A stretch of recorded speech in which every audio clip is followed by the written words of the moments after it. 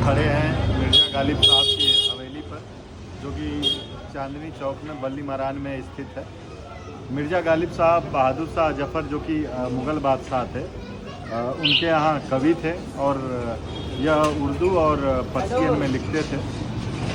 मिर्ज़ा गालिब साहब के बारे में यह भी कहा जाता है कि राल्फ रसेल ने कहा है कि यदि गालिब साहब अंग्रेज़ी में लिखते तो विश्व के महानतम कवि में शुमार होते।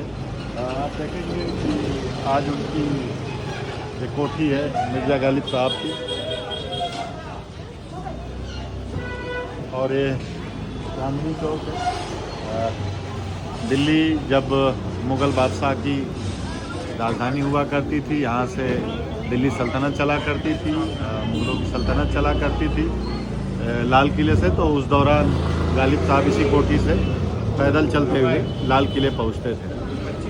गालिब साहब आगरा में इनका जन्म हुआ।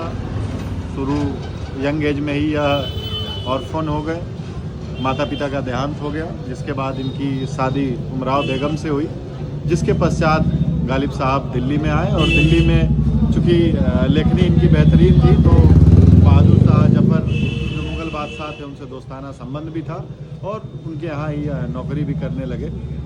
तो ये है गालिब साहब, जो कि एक हेरिटेज के तौर पर है। गालिब साहब की यह हवेली हेरिटेज की एक बिल्डिंग है।